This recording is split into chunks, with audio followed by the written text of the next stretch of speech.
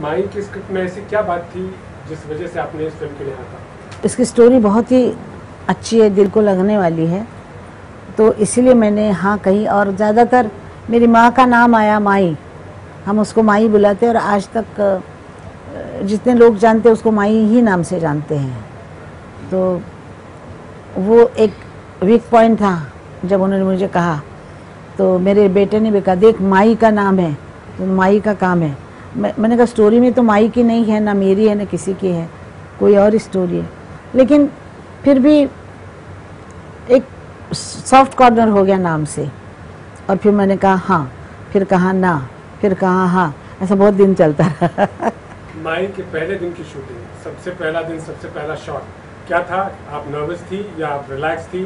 और महेश कोडिया ने किस तरीके से आपकी मदद की उसकी? मैं सच्ची बोलूँ, मैं कभी नर्वस नहीं हुई कि मैं अभी क्या करूं या कुछ हुआ नहीं। कि मुझे लगता है आप लोगों ने ऐसा कर दिया, टीवी वालों ने बार बार टीवी के सामने लाने से टीवी का मतलब कैमरा का जो डर होता है वो हट गया। और कैमरा का डर जब हट जाता है तो किसी आर्टिस्ट को तकलीफ़ नहीं होती है। हम गाना गाते हैं तो माइक हमारे लिए ऐसा है जैसे भगवान सामने आया, पता है हमको क्या करना है। वो मुझे डर लग रहा था, लेकिन जब मैंने पहले दिन मैं आई तो मुझे ऐसा फील नहीं हुआ कि मैं फिल्म कैमरा के सामने हूँ और मैं डर लग रहा है, ऐसा कुछ नहीं हुआ। मुझे इतना ही था, मुझे जो करना है वो मैं ठीक तरह करूँ। और ये ध्यान दिया कि कैमरे के बीच में नहीं देखूँ, ये पूरा मुझे ध्यान था कि कैमरे के बीच में नहीं देखना है, क्योंकि पब्लिक की तरफ आँख जाती है, तो मुझे वो नहीं करना था, उतना दिमाग में था बस। तो इसको बिल्कुल नज़रअंदाज करके काम करना था। मैं जानना चाहूँगा महेश में ऐसी क्या खास बात है निर्देशक के तौर पर जो आपको अच्छा लगता है? वो तंग नहीं करते हैं, ऐसा भी नहीं कि मैंने जो कहा है वही कहो, ऐसा भी नहीं कहते। इस सीन में जो आपको अच्छा लग रहा है ये सीन है मेरा, इस सीन में आपको यहाँ से वहाँ जाना है, आप कैसे जाना है वो आपके ऊपर है, आपने कैसे डिश उठानी है वो मेरे ऊपर है। वो ये नहीं कहते कि आपने ऐसे ही करना वैसे करना, ये दबाव नहीं है कुछ, इसीलिए बहुत आसान लगता है करना। तो आदमी फ्रीली कोई भी काम कर सकता है। आप पद्मिनी कोल्हापुरी को इस फिल्म में लेकर आए, आप उसके साथ काम भी कर रही हैं, उसके जैसे मंजी हुई कलाकार से आपने क्या सीखा एक्टिंग के तौर पर? मैं पिक्चरों में रही हूँ, पिक्चरें देखती आई हूँ, लेकिन मुझे ऐसा कुछ नहीं है कि मुझे किसी के जैसे करना है या किसने सिखाया है ऐसा करके।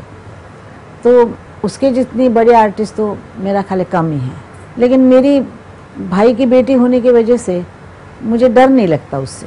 तो बचपन से देखा है उसको, पंदी जा उधर भाग, ऐसा कर, मारने को हाथ निकालती थी।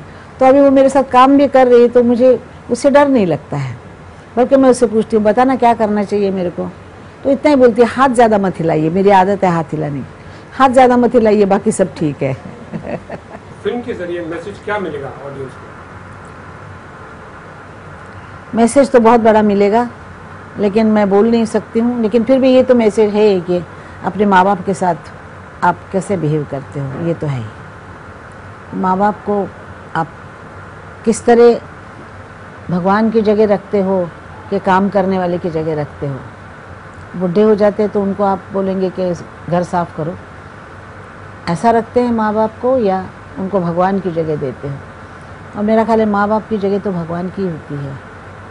जिन्होंने हमको इस धरती पे लाया, बड़ा किया, तो उनका जो उपकार है तो हम कभी नहीं फिर वापस दे सकते। एक बार मेरी बेटे ने बोला कुछ दिया तो थैंक यू। मैंने कहा बेटा थैंक यू जन्म भर करोगे तब क्यों बाद में आएगा 60 साल में। हाँ, मैंने कहा कभी मुझे थैंक यू मत बोलना, जो हमने जाग के रात जाग के जो किया है तुम्हारे लिए वो कोई नहीं कर सकेगा, और वो उसका बदला तुम नहीं दे सकते हो। मैं अपनी माँ का बदला नहीं, कोई भी आदमी माँ का बदला नहीं दे सकता है, तो कभी माँ को थैंक यू मत बोलो। थैंक यू इतने छोटे से वर्ड से अपने आप को छुड़ाओ मत। आपकी माँ के रियल लाइफ में मैनरिज्म्स, कुछ अंदाज इस किरदार में आप लाने की आप कोशिश आपने की? हाँ, जूड़ा बनाने का उसका स्टाइल, वो जूड़ा जैसे बनाती थी वैसे मैं कोशिश करती हूँ जूड़ा बना, लेकिन उसके बाल इतने लंबे थे एंड तक, लेकिन हम कुछ भी कोशिश कर रहे हैं कि उसके जैसा जूड़ा बनाएं।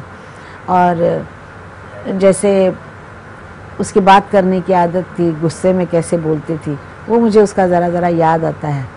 याद तो सब है, लेकिन सीन जब आता है तब याद आता है। तो माँ को भूलना तो बड़ा मुश्किल काम है। तो माँ है मेरे साथ हर वक्त। फिल्म के म्यूजिक के बारे में बताइए, ऑन द होल आपका क्या राय है? बड़ा अच्छा म्यूज़िक है। एक तो लोरी हो गई, एक दीदी गाना गा रही है माई माई रे करके, तो वो, और एक सुखविंदर ने गाया है एक गाना जैसे मेरी पोती ने गाया, वो ऐसा लगेगा आपको कि बम्बई में जैसे गोपाल काला होता है, गोविंदा आता है या गणपति आते हैं, उस किस्म का रिदम का गाना है, बड़ा धूमधाम का गाना है। और उसके बाद एक यंगस्टर का गाना है जिसको रॉक बोलते हैं। तो इसमें हर किस्म का मतलब गाना है, ऐसा नहीं कि सैड ही चल रहा है, ऐसा नहीं है।